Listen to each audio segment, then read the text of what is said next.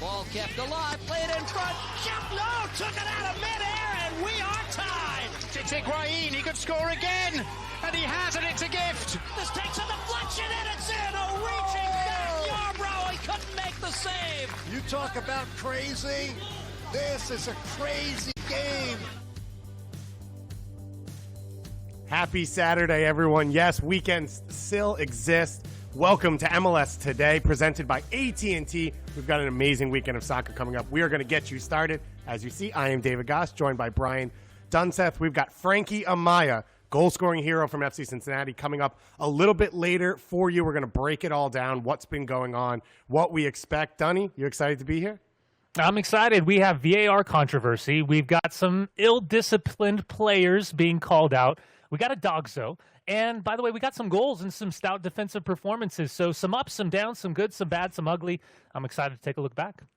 Dunny, you are the expert, but as in my analysis, the one thing I can guarantee this weekend and going forward is that MLS Is Back is nuts. This tournament has been wild. By the end of Sunday, every team will have played 2 games, and it feels like it's only getting crazier. You're right. And some surprises, some disappointments. And as we're seeing, teams that maybe don't have the deepest of benches, that are relying on kind of a similar starting 11, that fatigue factor coming into play. The substitution pattern matters. And I think whether we're talking about the physical decline or the mental decline, we're seeing some players make some really bad decisions that ultimately are punishing the success of their teams. We're going to talk Group D. We're going to talk Group C. We mentioned Frankie Amaya coming up, some calls, some controversies, and we will preview Saturday night, which has a game in that 2 teams from LA play in. You can call it whatever you want. It doesn't really matter. It has always lived up, and we expect to see that once again. This is the suburban version of the show, so I am out in Delaware now, Dunny in Salt Lake, so I've got the lawnmower going by. Very excited about that as well. Let's jump into Group D highlights. So when you talk wild, Dunny, does going 2 men down and then scoring an equalizer count in that? Absolutely it does. And listen, there's always going to be a bit of controversy when you're talking about these 2 teams. And it's okay to say they don't like each other. And I think that's what we're starting to see now. The opportunities, you got to be opportunistic. And Kellen Acosta just hitting a banger. There's something special about lefties, and I absolutely hate and yet respect and love the way they can open up their hips and get a shot off so quickly. But remember, this was right after Danny Wilson had been shown straight red. 4 minutes later, Kyrie Shelton, a cute angle, a fantastic goal, and the game was on. Now, I know there's going to be anger, there's going to be frustration, there's going to be controversy with last defender. Is there a real, genuine attempt? But none of that mattered. Now, here's another controversial play. Diego Rubio. You know, the chicken wing, when the chicken wing turns and comes out and he gets his arm extended from his body, I always say, if there's light, if there's daylight between the arm and the body, that's when you find yourself in trouble. Letter of the law, correct call, but this is a tough pill to swallow. Alan Pulido, nothing Yarbrough can do about it. Well taken penalty. And now you feel as though just when it's done, it's dead. Nothing that Colorado can do to come back. It gets worse. Jack Price, whatever he said, and it's probably unmentionable, he got himself direct red from David Gantar. But then just moments later, Jonathan Lewis, against the run of play. Sporting Kansas City, what are you doing? You're up by 2 men. And look at this finish from Jonathan Lewis straight off the bench. So 85th minute, you think, can they hold on? It'll be a little bit helter-skelter. We know, unfortunately, for the final moments of these matches, they're going a little bit long. 12 minutes. 12 minutes. And poor Sam Vines, he tries to stay big. He sticks the leg out. And unfortunately, his goalkeeper, Yarbrough, had reacted to the first shot. Watch him scramble, get back up, and he just can't get enough on it. And somehow, some way, Sporting Kansas City claws themselves back after, just moments earlier, a disappointing goal given up. So 2 red cards for Colorado in that game. SKC's had a red card in every game they've played in. That is kind of how this tournament is going for them. We'll talk about them a little more in just a moment. Dunny, these 2 teams, RSL and Minnesota, great start to the tournament in their first games. Only the second 0-0 draw we've seen in this one. Both teams playing fairly level. Yeah, and I think 2 teams in terms of parity are pretty close. And this has been a rivalry where Minnesota United has historically gotten the better of Real Salt Lake, and Robert Lod hitting the post. It was, I thought, defensively a really strong performance. Now, the last 20 minutes or so left a lot to the imagination in terms of being a late-night match, staying up, and not seeing really any type of clean goal-scoring opportunity. Sam Johnson off the bench, first touch. And give credit to Richard Sanchez coming off his line and staying as big as possible, forcing him to just brush that ball past the outside of that right post in the dying moments of this match. But this is a lot closer to both of these teams clinching a spot in the knockout round. You mentioned how close these teams are. This felt like the parity group, RSL and Minnesota. After that draw, sitting on top at 4 points. Sporting KC moves into third place with 3 points going into the final game where they will play against Minnesota. RSL will play against Colorado. No, that is incorrect. I said that wrong. This is the games coming up. There you go. Colorado versus Minnesota. Coming forward in Group D, Dunny, this was a group we expected a lot of topsy-turvy because of how close the teams are. Maybe we didn't expect this close. A lot of people felt like Sporting KC was maybe a cut above, but Peter Vermes spoke after the game last night a little bit about maybe why they've been closer to the other 3 teams.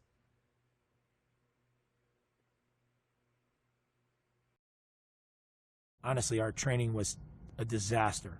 It was like the guys didn't even know that they were on a soccer field. And it was all because they were, I think they were wrapped up in the test. And frankly, this last, 10 days has been really difficult because you're talking about now there's no camaraderie again. The guys are basically, they're allowed to go to training. We come back from training, you go right to your room, take a shower, you go down, you get your food, got to get it in a to-go box, you go up to your room by yourself and you eat. And so that's been like every day for the last 10 days. And it's been, I think from a mental perspective, it's been very difficult. So, Donnie, no meals as a team. We didn't eat together this morning, and we've been performing pretty well. Is that the reason SKC has struggled at times? Listen, if go back in my history of playing with teammates, I would have loved the idea of not having to hang out with them at a post-training meal. That probably says more about me than my teammates.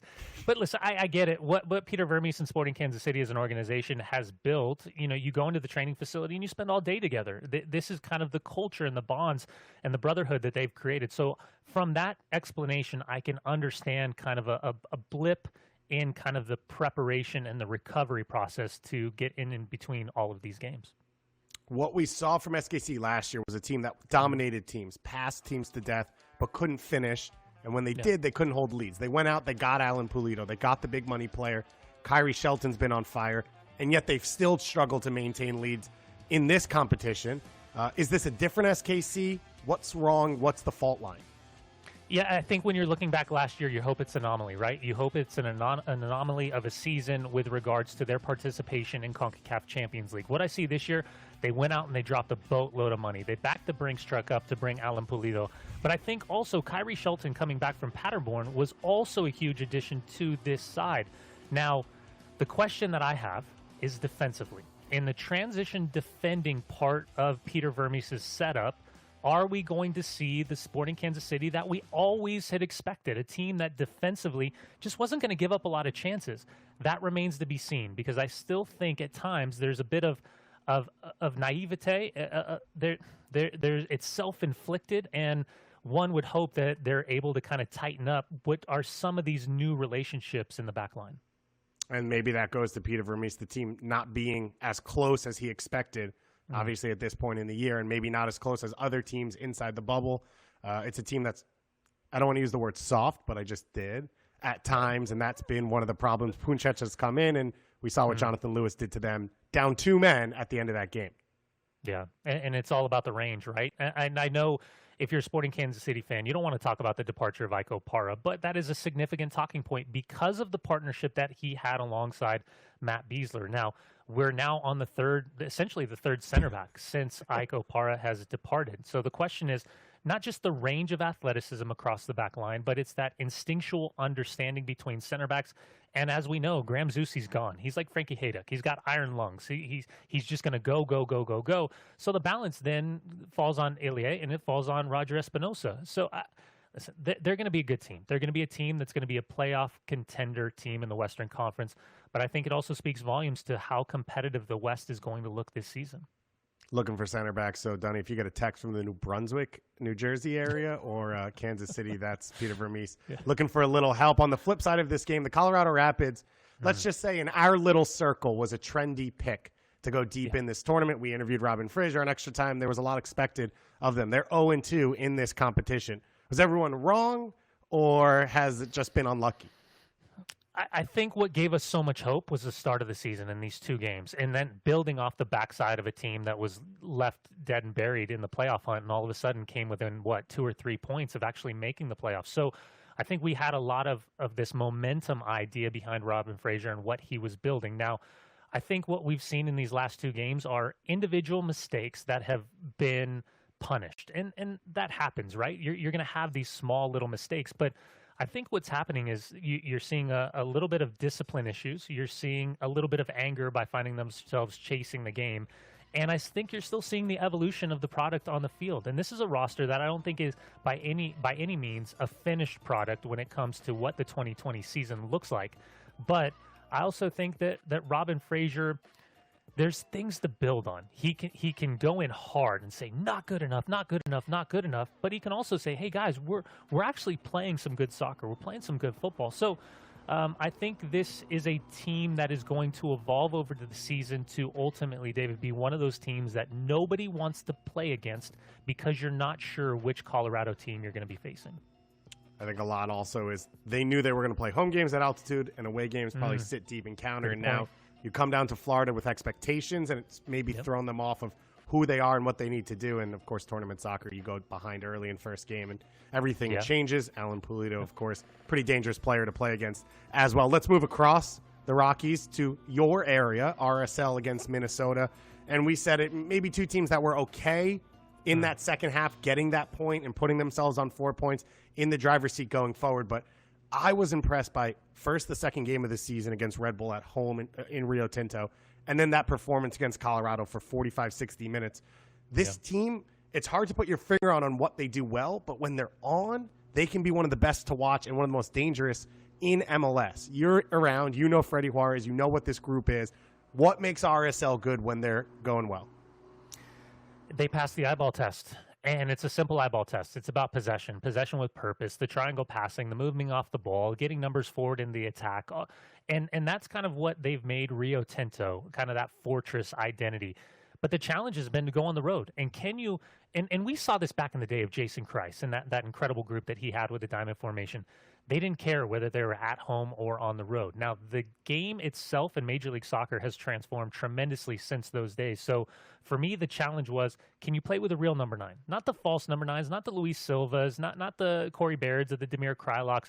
Actually play with a number 9. And we're starting to see that since the start of the tournament. It's also a team at the beginning of the year that was really banged up with regards to injuries. They were missing Kyle Beckerman. Douglas Martinez was coming back from injury. Sam Johnson wasn't available.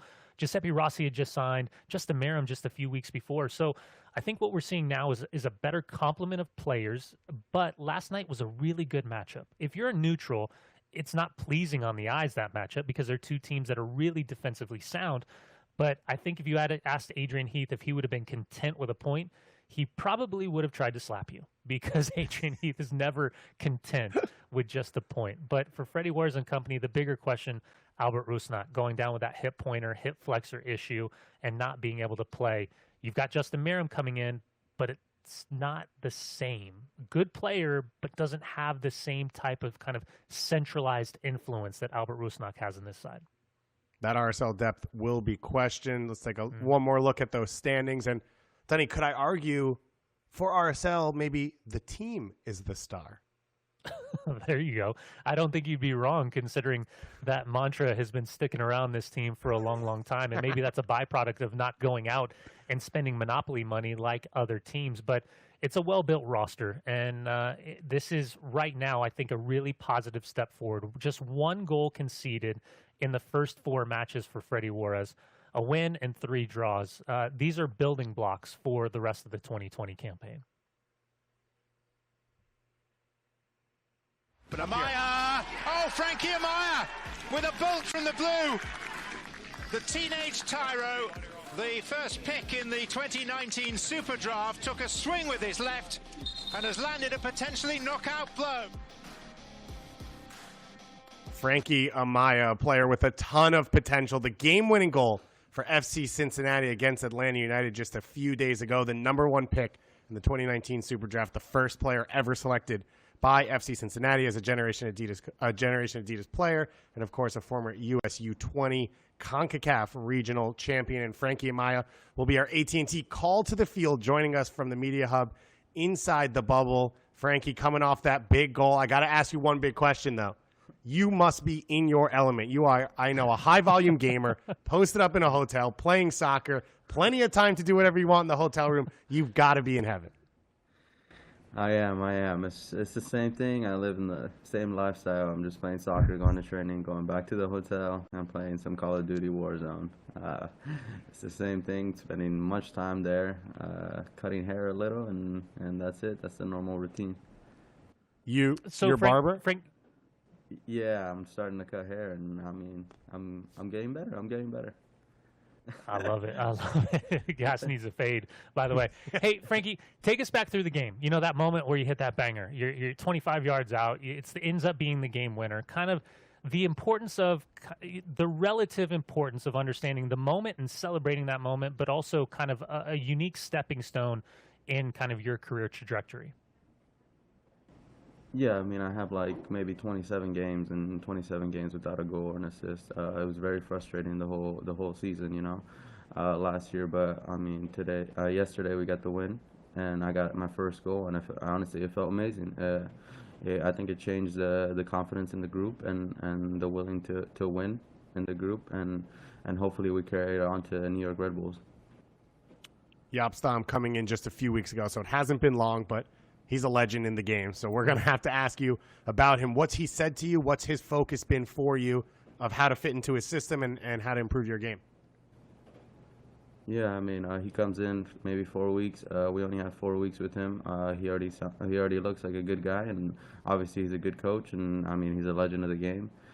He's changing the how we see the game and how we play the game, but I think he still needs a little more adjusting to the team. I mean, usually we have the preseason to get over what we're doing right or what we're doing wrong, but he jumps right into it, and I mean, we took a 4-0 loss, but you gotta live and learn and move on, and we bounced back to Atlanta, and I mean, he's a good coach. He's implementing his new style. We're trying to be a possession-based team, but I mean, sometimes you just gotta work with it and stick with it, and at the end of the day, it's gonna pay off. Frankie, let's personalize it for a second. What did you do during kind of the break, knowing that you're going to have a new manager coming in, to put yourself in the best case scenario where it's impossible for him to leave you out of the starting 11?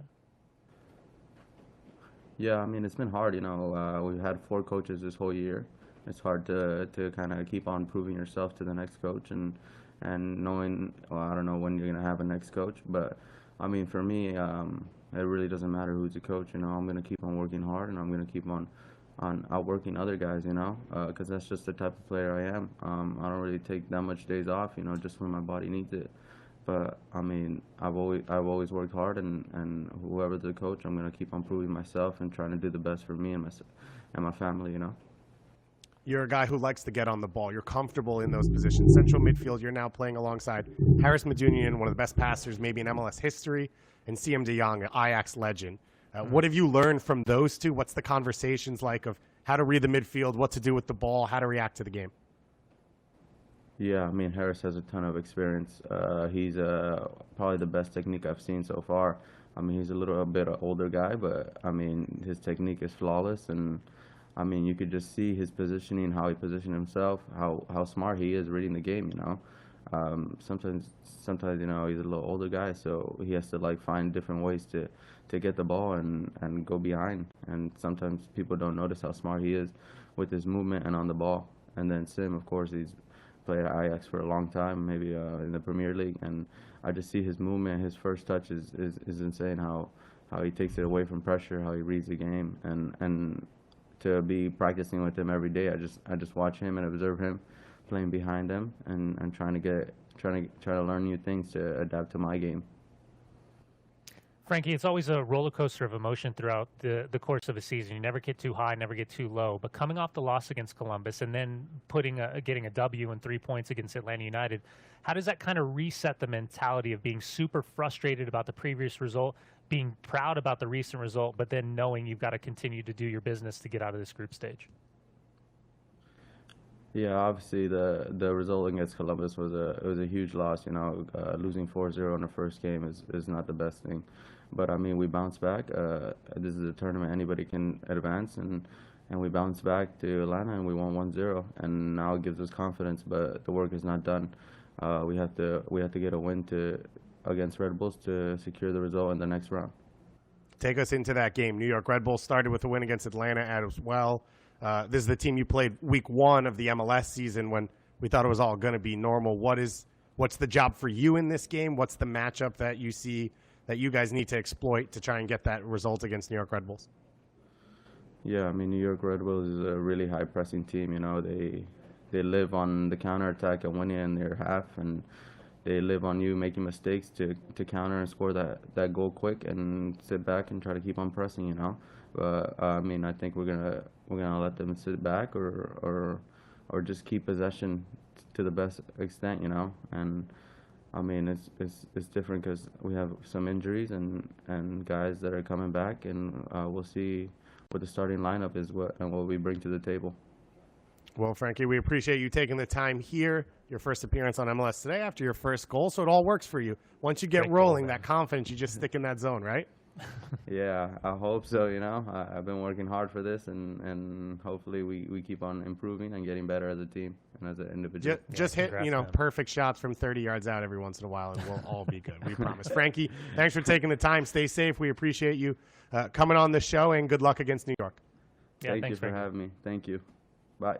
Frankie Amaya doing big things for FC Cincinnati. Dunny, let's take a look, though, at the rest of Friday night, and let's look at the New England Revolution against DC United. DC, of course, gutting out to that draw against TFC, and New England now has kind of become a trendy pick to come out of the East. No doubt, and full credit to Kellen Rowe upon his return to working his way back into the starting 11 for Bruce Arena. Gustavo Bo, we knew his name last year. I think he's only solidifying what a difference maker he is. Good save from Bill Hamid down to his right-hand side. Deflection on the way in. Buxa, what a great header. I mean, you talk about opportunistic goal scorers, number 9. Now, obviously, there's a ton of fortune. But to then react, watch the quick jump, reflex, push header, far post, nothing Bill can do about it whatsoever. DC United really throwing things into chaos once again, Dunny, late in the game. And who else but the now super sub, Pipa Higuain. Della Mia, more like Mamma Mia. Am I right? No, that's a dad joke. I apologize. Federico Higuain.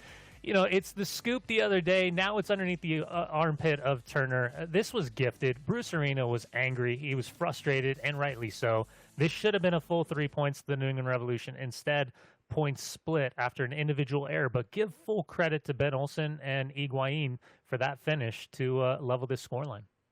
A delicious final matchup between Toronto and New England coming up. Iwak and Yole coming off those goals. Bo, Buxa, Hill.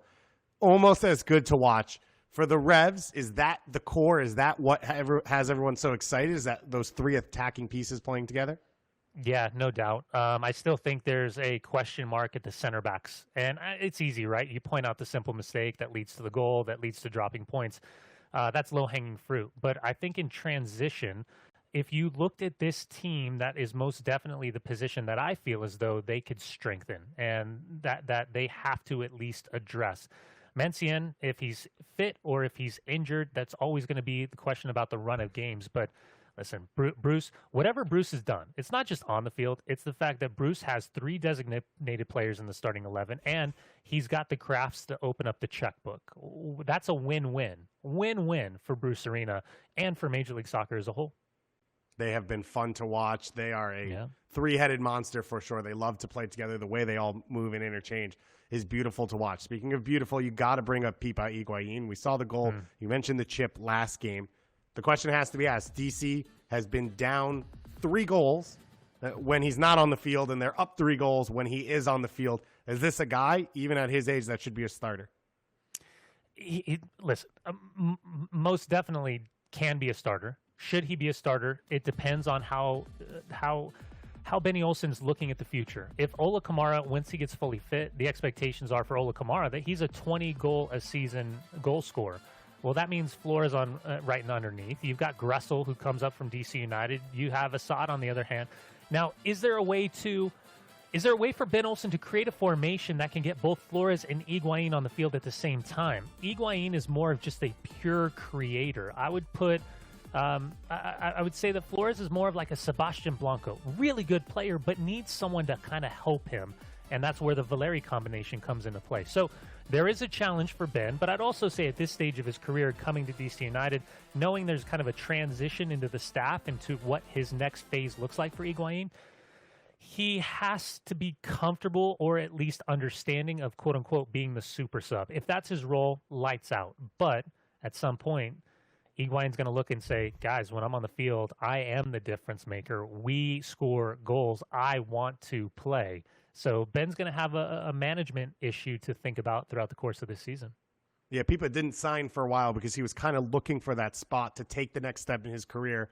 But when players score and teams do well, when a guy's on the field, not just him, I think there's an external expectation that'll be on the field as well. So Toronto and New England, as we said, sitting on top, they will match up. Big chance for DC United against the Montreal team that has struggled now throughout this competition. If they get 3 points there, they could be sitting pretty to at least get through. Don't forget, the 4 best third-place teams in this competition will get through to the next round. So Group C, second round of games is in the books. We've got 2 last groups to finish out competition this weekend, Saturday and Sunday. And Saturday we will start with Group F. And what else but El Traffico? We've got Houston-Portland at 8 p.m. to get it started.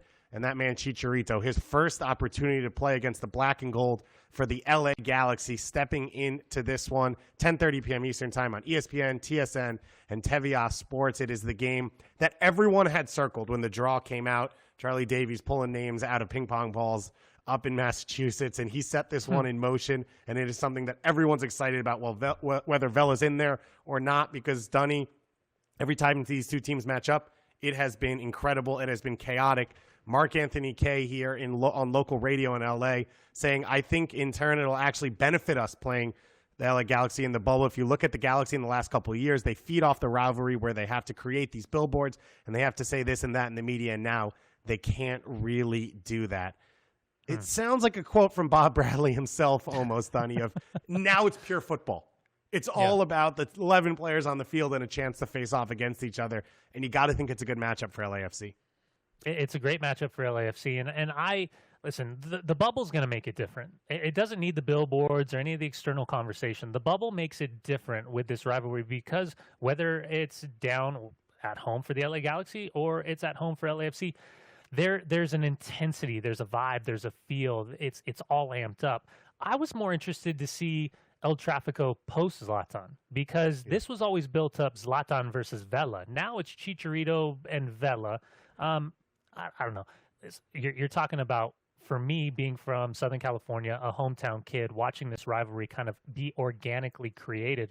I think it's incredible. By the way, the whole pushback about El Traffico as a nickname, if you live in LA, that's all it is about. It is El Traffico because you got to give yourself 3 hours to even get to the stadium. So stop trying to change the name. We don't have to go to LA Derby. El Traffico is, I think, a cool little moniker. I agree with you, but I'm also a guy who lives on the East Coast and takes the subway, so I know zero things about any of this experience. You mentioned Zlatan out, Chicharito in. This is a big game for him. He gets the goal late against Portland. He talks about confidence and momentum, but I look at this game, and whether the Galaxy win or not, this has to be a matchup where he gets goals, because when you look at Jakovic and Blackman alongside that back line for LAFC, they give up opportunities. There's going to be chances for Chicharito, but he's a player that's also dependent on a lot of service, and the service kind of creates his movement inside of the box. Now, I know people have been harping on him, and the missed penalty doesn't do him any justice, but the fact that he finally got on the board the other night, I think was an important step forward, because it's that release valve, right? The pressure then subsides just a little bit. Now, going forward, I still have huge questions about LA Galaxy, and for Guillermo Barros-Schelotto.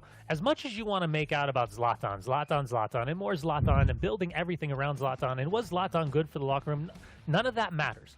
It's all circumstantial conversation, because Zlatan scored goals. He scored goals by the dozen, and now, no Jonah Dos Santos. What does the midfield look like? And if you're asking me to buy or sell this back line and goalkeeper for LA Galaxy, I'm selling. I'm selling. I think they're soft. I think they make way too many individual mistakes. Collectively, their balance looks off.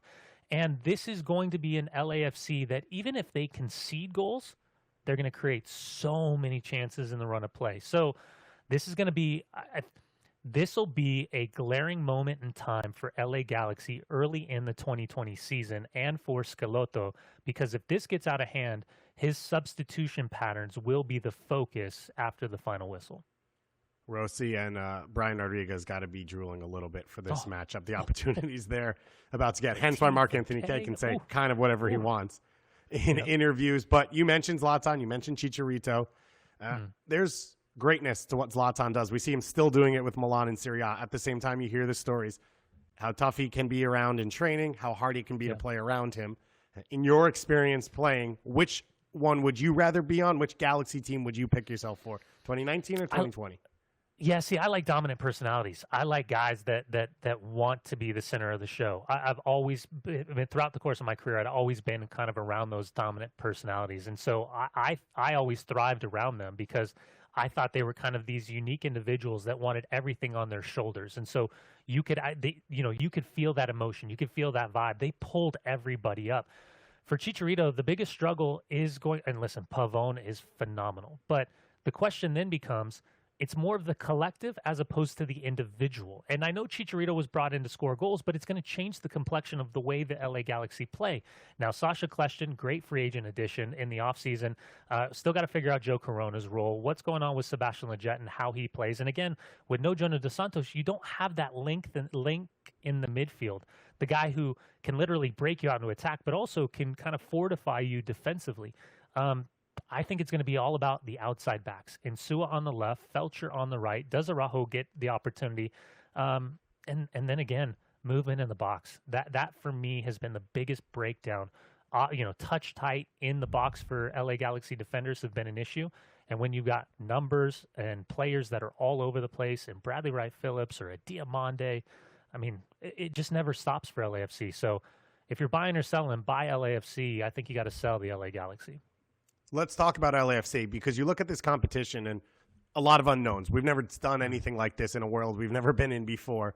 You look at Seattle, who comes out a little flat. MLS Cup champions, maybe they didn't have the edge they needed in a competition like this. You look at Atlanta losing Joseph Martinez. Maybe they lost belief. NYCFC with a new coach. Those are the top teams from last year that haven't really shown up in this competition. And to some extent, you're kind of okay with it because of what they've proven they can do. For LAFC, though, it feels a little different. Even Supporters Shield champions, Dunny, we were talking before the show, this could be a huge opportunity for them to show they can win in must-win single elimination games, which is all this tournament is.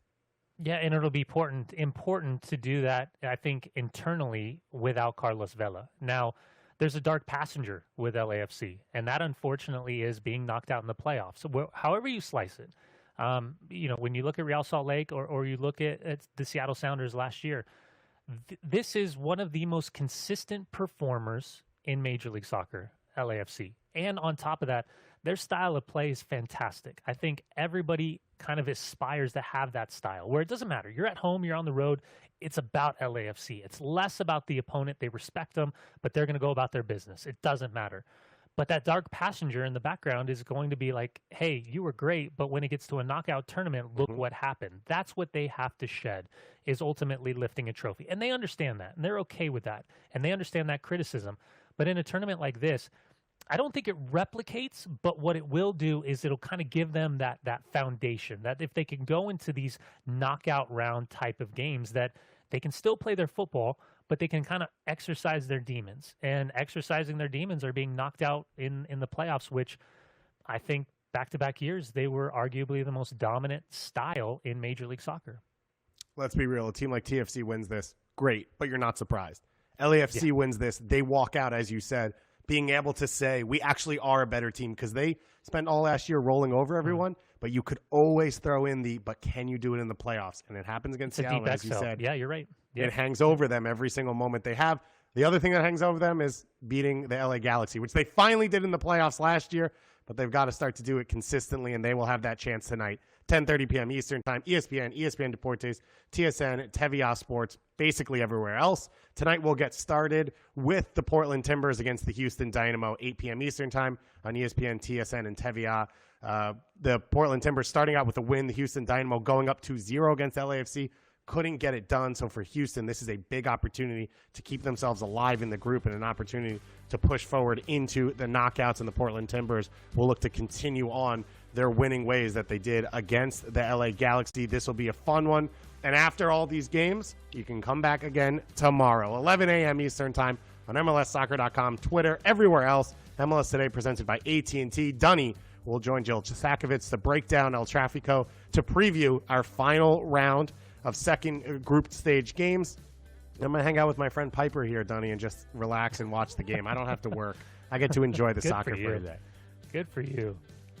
MLS Today presented by AT&T every single day, 11 a.m. throughout this competition. Hashtag MLS Is Back tournament. It has been phenomenal so far, and it looks like it will continue to be, because we've got a 6-3 game coming up between the LA Galaxy and LAFC. For myself, David Goss, and for my partner, Brian Dunseth, it's been fun. Thanks for joining us, and have a great day.